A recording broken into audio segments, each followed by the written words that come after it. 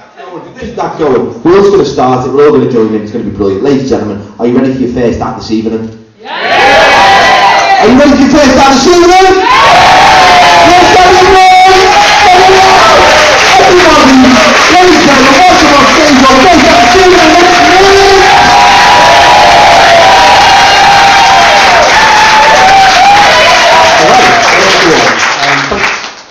Thanks very much, Sam, for introducing me. My name is Nick, and as those of you with eyes will be able to see, I've got a beard, which is very nice. I did Movember a couple of times, and I don't know if there's anyone here who's doing Movember at the moment. Anyone? No? Okay, you are, Martin? Okay, so a lovely moustache you've got back. Well, the thing about the Movember website is it gives you different styles you can aim for. So you've got different styles of moustache. You've got the goatee, you've got the Fu Manchu, you've got the pencil moustache. You've got lots of them. Anyway, when I decided to grow a beard, I thought to myself, well, I'm part of the internet generation. Maybe there's another site that gives you clues on how to grow a beard as well. So I went to Google and I typed in how to grow a beard. Got one page back. Just 6 words on it. It said, "Stop shaving your face, you tit." So that's good. So all of you students, basically, I'm assuming.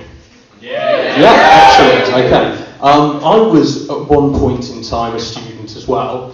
What happened though is I kind of fucked up my A-levels, and yeah, it's sad, isn't it? The thing about that was that I was doing my German A-level. And on the written exam, it had a question that was essentially something like, write a story set in 1918. Obviously, they want you to write in the past tense. But I thought, it's a story. It doesn't have to be quite as restrictive as that.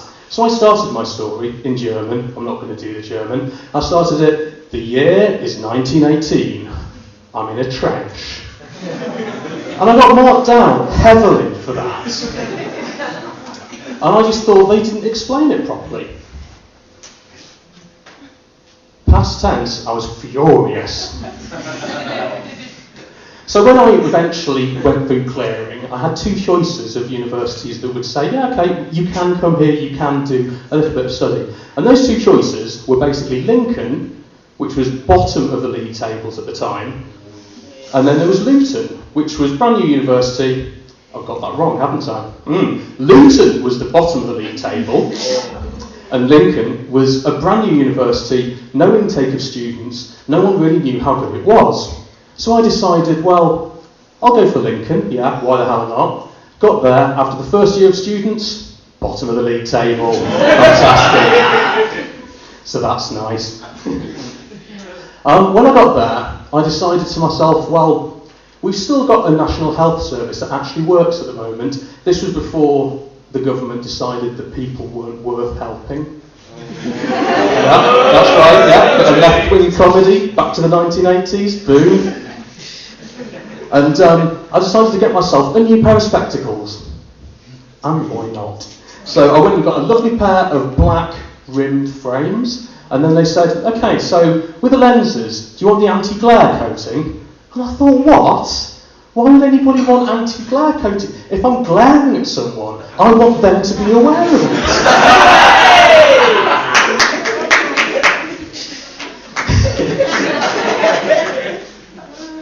So, as I said, I went through clearing to get there. Couldn't get into halls of residence, so had to go and get a house with a private landlord. The landlord introduced himself by saying, "My name's Barry, but you can call me BJ." And I thought, BJ? Rent? I'm a boy? Where's that going? Oh. And he was quite an interesting man. What happened the first night I was at university, went out with the rest of the housemates, 12 of us in total, got absolutely hammered, as you do. We were coming back home to the house, and a friend of mine saw a traffic cone on the side of the street. And thought, yeah, I'm having that. So he picked up the traffic cone and brought it back home with us. Left it on the floor in the front room. Didn't think much about it. It was all fine. BJ was coming the next day to pick up the rent checks. So just before we came in, I decided he's not going to really appreciate there being a traffic cone on the floor, I'll move that. So I put it outside. When he came round, picked up the rent checks, and then he looked, and there was a little pile of mud and leaves where the traffic cone had been. And he said, "Nick, what's that?" And I said, "Well, it's a pile of mud and leaves." I should have cleaned that, I'm sorry, I'll sort it out. And he went, "No, don't do that. Don't clean it up. I've got a mate down the police station. I'm going to go and get it tested." And I didn't really understand this. Because granted we were first year students, and I'm not saying we didn't do drugs, we didn't do drugs. But if we had done drugs, why would we have kept them in a pile on the floor in the front room under a traffic cone? It makes absolutely no sense. So anyway, he took the sample, and he took about half our stash, the bastard.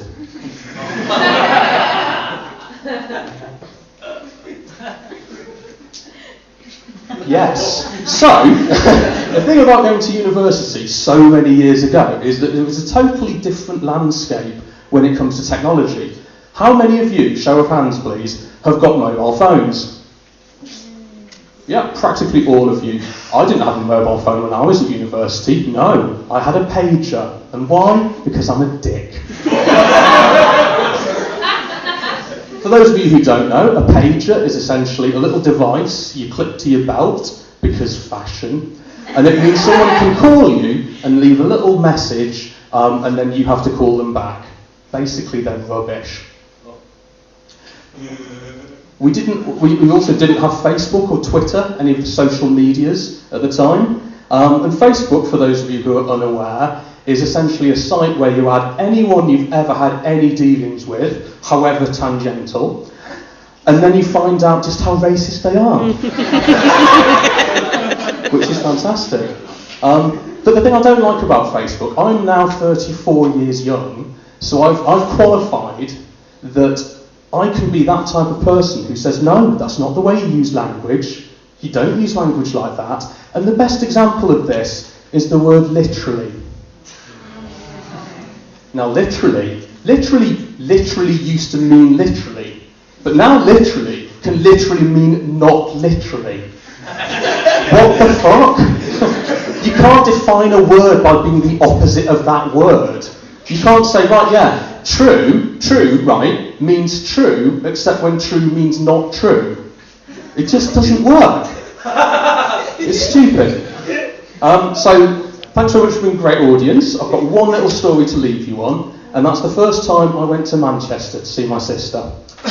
She gave me strict instructions, got on the number 48 bus, tell the bus driver to stop at a particular place, and then, yeah, come and find us, whatever. So I got on the bus, I told the bus driver to stop at the particular place, and about half an hour later, he stopped and said, ding ding, everyone off, last stop. And I thought, shit, where am I?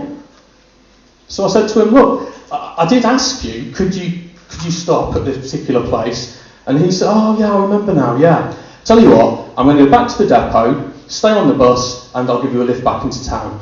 Whew, fantastic, okay. Did that. As we were driving back to get into Manchester again, he decided to stop. He just pulled in. And he handed me some pound coins. And he said, can you get me 20p's in change? Now, I'm not a bus driver. So there's possibly some explanation that makes some kind of sense for that. Maybe you have to make sure the cash flowed with the right coins or something. I don't know. Like I say, I'm not a bus driver. So I went into the newsagents with the pound coins he'd given me, and I waited till I got to the front of the queue, and I said, can I have some 20p's in change? And they said, sorry, we can't do that unless you make a purchase. I had no money on me, because I was a student still. And so I decided, right, well, there's not just a newsagents here, there's another couple of shops. So I'll go to the chicken shop. Try there instead. So I went into the chicken shop, was waiting in the queue so I could get to the guy at the till and then say, can I have 20p's in change? When the bus driver burst in, grabbed me around the throat and said, what the fucking hell are you doing? And I said, I'm getting you 20p's in change, like you asked me to. And he bear in mind, he was absolutely furious. But as I said this, I could see the realisation slowly defeating the fury. And he said, I didn't say, get me 20p's in change. I said, can you get me 20B in H? So what he thought I'd done is tried to buy the Benson & Hedges cigarettes from the newsagents, and then thought, no, fuck it, I'm going to have some dirty chicken instead. Thank you so much for being a great audience. I'll pass you back to Sam. Hey, gentlemen, Miss, come on, everyone, Miss! Wonderful start. And I've got to be honest, it's not often you hear a routine about UCAS. That's not something I've ever heard before or since, so that's very good. And we always say, whenever we do these courses, whoever's on first, we always say, going on first is the best spot because you get it over with, and that's a bullshit. It's the hardest spot in comedy. I wouldn't do it. Give another round of applause for Nick for going on first. Brilliant stuff. And keep that going. We've got one more after.